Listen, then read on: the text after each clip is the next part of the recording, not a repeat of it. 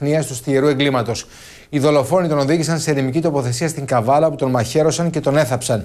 Η εκπομπή της Αγγελικής Νικολούλη έφερε στο φως όλο το παρασκήνιο της συγκλονιστικής αυτής υπόθεσης.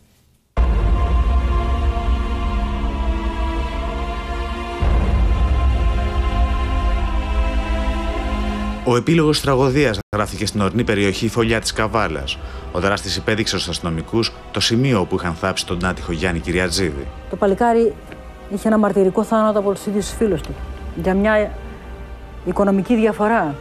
Αυτός που εμφανίζεται να μας μιλάει εδώ, υποτίθεται πως του είχε δώσει κάποια χρήματα να τα φυλάξει και ο νέος είχε πέσει θύμα κλοπής στο σπίτι του. Το είχαν διαρρήξει στο σπίτι, του είχαν πάρει τα πάντα. Και του έλεγε: βρε παιδιά, έπεσα θύμα κλοπής και δεν τον πίστευε κανένα. Ξέρετε ποιο είναι το πιο τραγικό? Ότι του είχαν στήσει και γιορτή φοβερή, του Αγίου Ιωάννου, να γλεντήσουν για το φίλο του το Γιάννη, ο οποίος ήταν και στενοχωρημένος τον τελευταίο καιρό γιατί δεν είχε και δουλειά. Μετά τη γιορτή, λοιπόν, τον πήραν το παιδί με ένα αυτοκίνητο, από ό,τι λένε και οι αστυνομικοί, τον οδήγησαν σε μια ερημική περιοχή στο οικόπεδο του ενός της παρέας, του πατέρα του ήταν το οικόπεδο, έξω στην ορεινή Καβάλα, στην περιοχή Φωλιά, τον έδεσαν σε ένα δέντρο.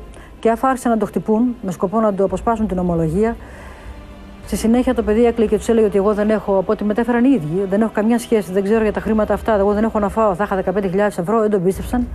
Με αποτέλεσμα ο ένας που τον φώναζαν και παππού, ένας Γιάννης εκεί από την περιοχή της Φλόρινας, τον μετέφερε, τον μαχαίρωσε, τον άτυχο νέο, και μετά με τη βοήθεια και του φίλου που μιλούσε και τον κάλυπτε και με τη βοήθεια του άλλου τον έθαψαν και έφυγαν σαν να μην συμβαίνει τίποτα. Η αστυνομία έφτασε στην εξιχνίαση δολοφονίας μόλις μία ημέρα πριν το φως στο τούνελ ασχοληθήκε πάλι με την υπόθεση. Μου κάνει όμως εμένα φοβερή εντύπωση. Εντάξει, έγινε ανακοίνωση δηλαδή ότι θα γίνει εκπομπή και άρχισε μετά η αστυνομία να την ψάχνει.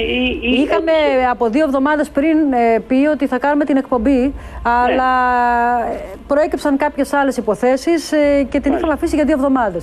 Και από ό,τι πληροφορηθήκαμε, ο αστυνομικός διευθυντής, ο καινούριος της Καβάλας, είπε: μα είναι δυνατόν τώρα εκπομπές, φέρτε μου το φάκελο, γιατί είναι αυτή η υπόθεση, πώς μπορούμε να τη βρούμε.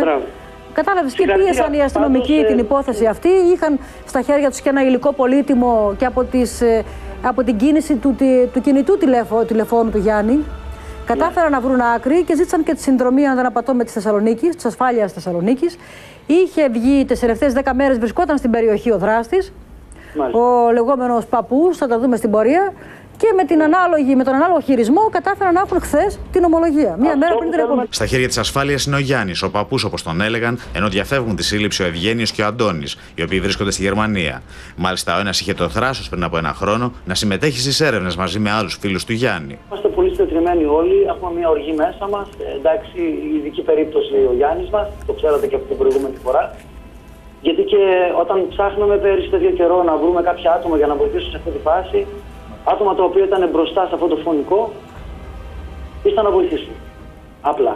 Να βοηθήσουν να βρεθεί ο Γιάννης. Και τελικά αποδείχθηκε ότι ήταν αυτοί που ήταν μέσα σε όλο αυτό το σύστημα. Πιστεύω ότι η δικαιοσύνη να κάνει αυτό που πρέπει να κάνει.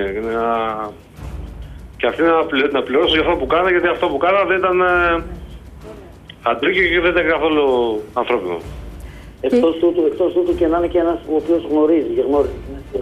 Αυτό είναι το χειρότερο. Το χειρότερο, αυτό πήγα να πω και εγώ τώρα. Το χειρότερο για εσάς είναι ότι ένας άνθρωπος της παρέας εκεί που ερχόταν και ρωτούσε δίθεν και ενδιαφερόταν ήταν από τους δράστες. Αυτό είναι το φοβερότερο. Και ζει δίπλα σας εκεί γύρω. Τον φωνάξαμε όπως φωνάξαμε όλους τους γνωστούς και ήρθε και μας είπε αυτά που μας είπε. Όλοι δεν υπήρχαν άτομα τα οποία στην πρώτη εκπομπή δεν βοηθήσανε. Ήταν και αυτός μέσα. Και ήταν ανάμεσά σας και αυτός. Αυτό είναι το τρομερό. Τραγική φιγούρα η αδερφή του Γιάννη, η οποία έχει ήδη χάσει έναν αδερφό και τους γονείς της σε τρυφερή ηλικία. Εγώ νόμιζα ότι και τον ψάχνουμε στην Ολλανδία και τρέχω ορφανό παιδί, γιατί το κάνανε αυτό. Και η αστυνομία τι έκανε τόσο καιρό. Ήξερα ότι είναι στην Ολλανδία, ότι θα είναι με κάποια κοπέλα, ότι ζει, ότι είναι ευτυχισμένος, ότι έχει κάνει οικογένεια. Έτσι μπορούσε να επιβιώσει. Διαβρούδι μου γλυκό. Επειδή έχω θάψει έναν αδερφό ακόμη, οι γονείς, τα πάντα. Η αγαπημένη του ξαδέρφη. Πέτρα, αύριο θα το πάμε στην τελευταία του κατοικία. Τι να πω, δεν έχω λόγια. Πρέπει όμως να ευχαριστήσω την εκπομπή σου, Αγγελική μου. Χαρούλα, δεν θέλω να το σκέφτεσαι καν αυτό. Για όλη την προσπάθεια αυτή που έκανες. Για όλη την προσπάθεια αυτή που έχει κάνει η εκπομπή της Νικολούλη, για το ενδιαφέρον την συνεχόμενη αυτή Χαρούλα μου, Χαρούλα, λέγαμε από τότε ότι ο Ευγένιος δεν τα λέει καλά. Το λέγαμε εμείς μεταξύ μας εδώ, ότι ο Ευγένιος έχει σχέση. Πρέπει να ξέρει τι έχει συμβεί, δεν τα λέει καλά. Γιατί δεν τον στριμώγουν εκεί να πάρουν. Δεν τα λέγαμε τότε, θυμάσαι? Τα λέγαμε, Αγγελική μου, τα λέγαμε. Το έλεγα από την πρώτη στιγμή και εγώ. Το τόνιζα ότι αυτός είναι η κινητήρια δύναμη. Αυτός το έφαγε το παιδί μας. Το τόνιζα, το έλεγα. Όμως και να μην αδικήσω λίγο, Αγγελική, και τους ανθρώπους της ασφάλειας της Καβάλας, μετά τις προσπάθειες που έχουν κάνει, πού να πάει άνθρωπος εκεί μέσα. Χθες με τα γόνατα πήγα για να δω πού ήταν το παιδί αυτό, γιατί το καταδίκασαν έτσι. Δήμοι είναι αυτοί. Πρέπει να καταδικαστούν και οι τρεις. Δεν πρέπει να δουν φως αυτοί οι άνθρωποι. Πρέπει να ζήσουν χρόνια στα κάγκελα πίσω. Να καταδικαστούν ισόβια. Να δικαιωθεί η ψυχή του Γιάννη μας. Σήμερα γίνει η κηδεία του Γιάννη Κυριαζίδη. Συγγενείς και φίλοι ζητούν δικαιοσύνη.